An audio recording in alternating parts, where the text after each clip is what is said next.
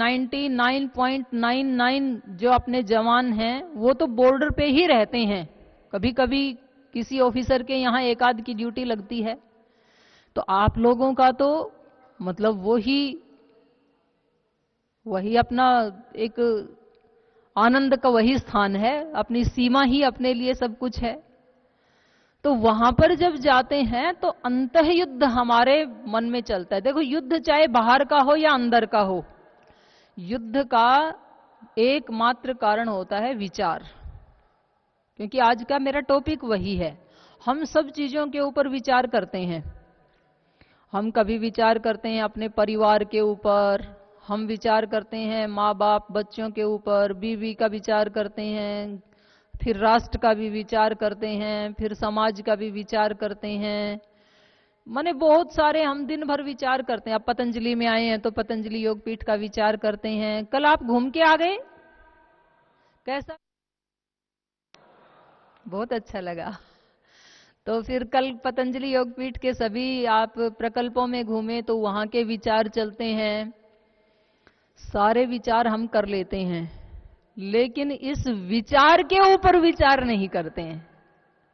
तो आज हमारा जो टॉपिक है वो है विचार का विचार।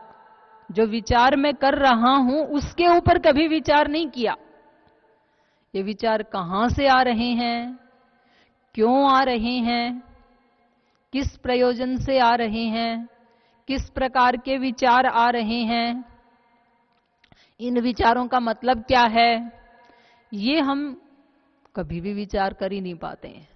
तो मैं आपको बता रही थी कि युद्ध चाहे बाहर का हो या अंदर का हो, बाहर के युद्ध भी ये सीमा मेरी, ये सीमा तेरी, और जब किसी के विचार में खोट आ जाए, दूसरे का हड़पने की कोशिश करे, तो वहीं युद्ध हो जाता है। तो विचार से युद्ध का प्रारंभ होता है। और अपने अंदर भी युद्ध कहां से आता है? विचार से। अंतः द्वंद्व, अंदर का युद्ध जो अर्जुन के अंदर भी हो गया था कि मैं ऐसा करूं या ना करूं, मेरी ड्यूटी तो है यहां पर बॉर्डर पे, और मेरे को कुछ हो गया तो फिर मेरे बच्चों का क्या होगा, मेरी बीवी का क्या होगा, मेरे माता पिता का क्या होगा। ये विचार ही हमारे अंदर एक युद्ध को जन्म देता है, अंतर्द्वंद्व को पैदा कर देता है। इसको हटाएं कैसे? फिर विचार को विचार से ही हटाया जाता है। हमें ये सोचना पड़ेगा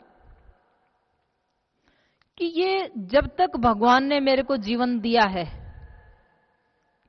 तब तक मैं बॉर्डर पे रहूं, बर्फ में रहूं, पहाड़ पे रहूं, गुफा में रहूं, कहीं भी रहूं, मेरा कोई बाल भी बांका नहीं कर सकता है। और जब जिस दिन भगवान की इच्छा से, क्योंकि जन्म और मृत्यु ये दो चीजें ईश्वर के ही हाथ में है, मनुष्य के हाथ में नहीं है। तो उस समय व्यक्ति घर में रहते हुए कौन से अमर हैं? जो घर में रहते हैं उन लोगों को मृत्यु नहीं आती है क्या? आती है, उनको भी आती है। तो हम बिल्कुल निश्चिंत रहें। तो आज मैं कह रही थी कि हम विचार के ऊपर विचार करें। क्यों? क्योंकि देखो, कुछ चीजें भगवान ने केवल इंसान को ही दी हैं। अब किसी भी प्राणी को विचार करने की शक्ति भगवान ने नहीं दी। ये जो विचार की संपत्ति है, विचार की दौलत है, ये केवल और केवल मात्र इंसान के पास है। पशु विचार नहीं कर सकते हैं। इतनी बड़ी संपत्ति हमें भगवान ने दी है। और आज सुबह सुबह श्रद्धेय स्वामी जी महाराज भी एक वाक्य बोल रहे थे, और कई बार बोलते हैं, आप भी उसके ऊपर चिंतन करना। मैंने चिंतन किया तो उस चिंतन से मेरे को जो निकल करके आया वो मैं आपके साथ शेयर कर रही हूं। आज सुबह श्रद्धेय स्वामी जी महाराज ने एक विचार हमारे को दिया कि हमारे शरीर में एक कण भी अशुद्ध आहार नहीं जाना चाहिए, और हमारे मस्तिष्क में एक भी अशुद्ध विचार नहीं जाना चाहिए।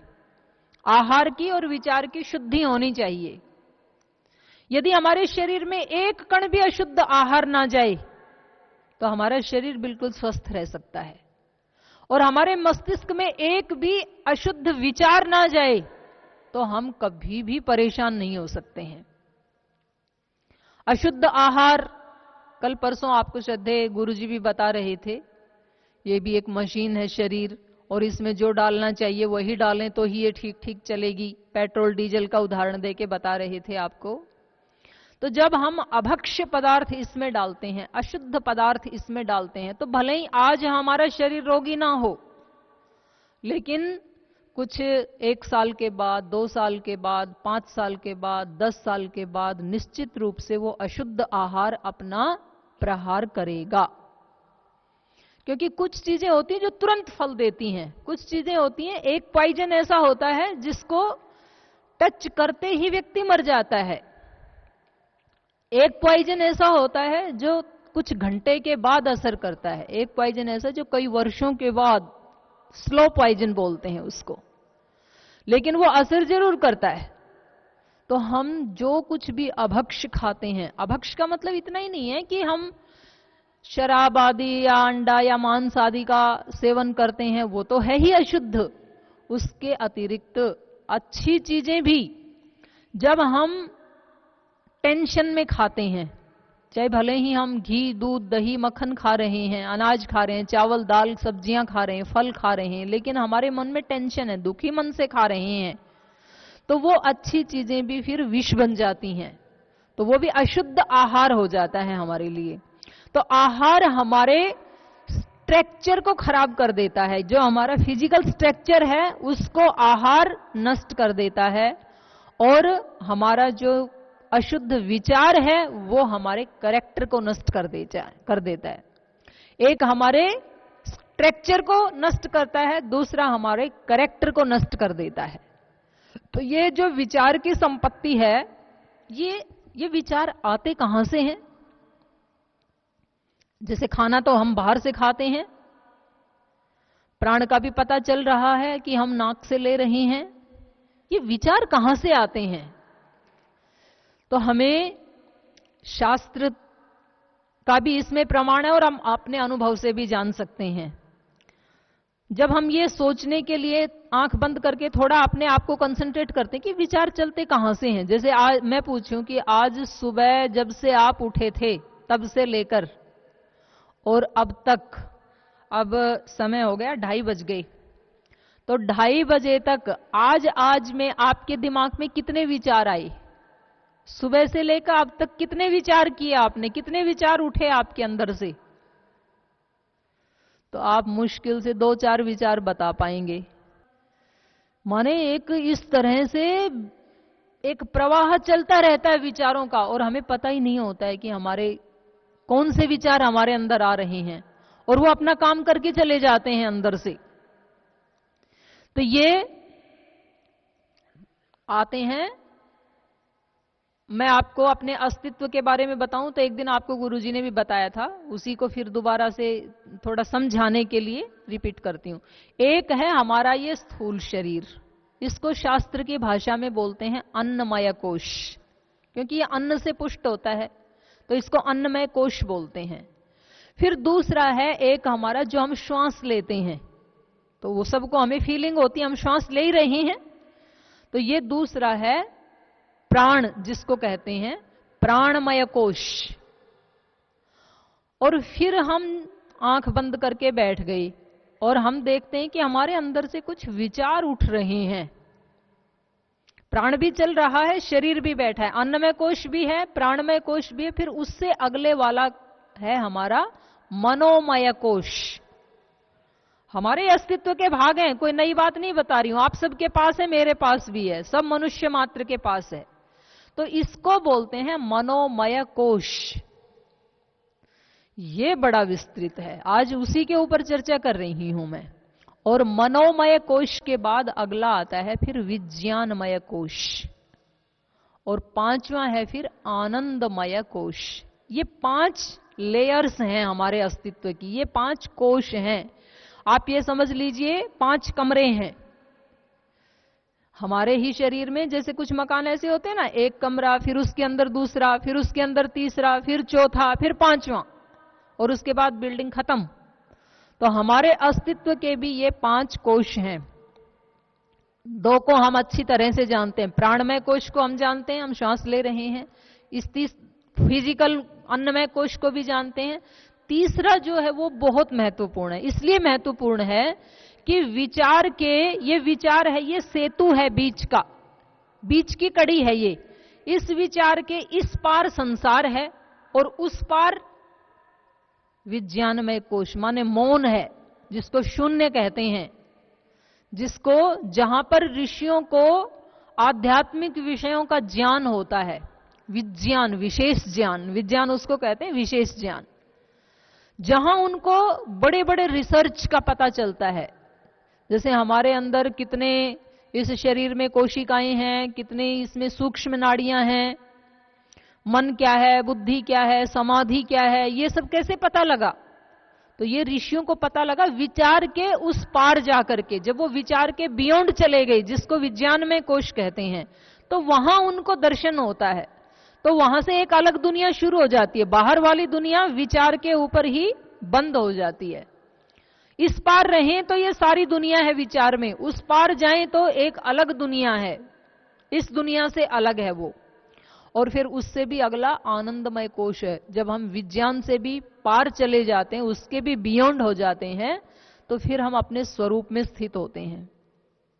इसी को योग दर्शन की भाषा में यदि मैं कहूं तो इसको बोलते हैं चित्तवृत्ति। वृत्ति मतलब संस्कार, वृत्ति मतलब टेंडेंसी, जो हमारी एक टेंडेंसी बन जाती है, बार बार उन्हीं चीजों को सोचना, वैसा ही विचार करना, इसको वृत्ति कहा है योग दर्शन में। और योग क्या है?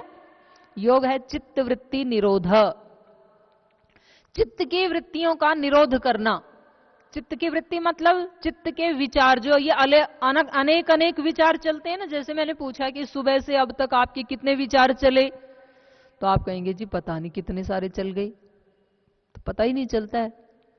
तो ये जो विचार हैं इनको रोक देना, जी ये तो रुक नहीं सकते हैं, क्या संभव है इनको रोकना? संभव है ना, रोजाना तो आप रोकते हैं। जब आप नींद में होते हैं, गाढ़ निद्रा में, तो उस समय कोई विचार नहीं होता है। विचार नहीं होता है, इसीलिए उस समय कोई संसार भी नहीं होता है। जो आप टेंशन लेते हैं ना, मेरे जीवन का क्या होगा, मेरे घर परिवार का, बच्चों का, बीबी का क्या होगा, मेरे देश का क्या होगा, ये सब क्या है? ये सारा संसार विचार के ऊपर ही टिका हुआ है। विचार करना जरूरी है, ऐसा नहीं है कि ये हम विचार ना करें, पर मैं संसार का स्वरूप बता रही हूं। विचार में ही संसार है। जब तक व्यक्ति का विचार सक्रिय है, तब तक वो कहीं भी चला जाए, गुफा में बैठ जाए, कहीं भी किसी जंगल में चला जाए, उसका संसार बिल्कुल बना हुआ है, विचार में ही संसार है। और जिस समय हम विचार को रोक देते हैं, तो उस समय पता लगा हम कितने परेशान थे। आज ही घर का कोई जवान सदस्य इस संसार से विदा हो गया और फिर हमें रात को 2 घंटे गहरी नींद आ गई। उस समय कोई कष्ट नहीं, क्योंकि विचार नहीं तो संसार नहीं, संसार नहीं तो कष्ट नहीं।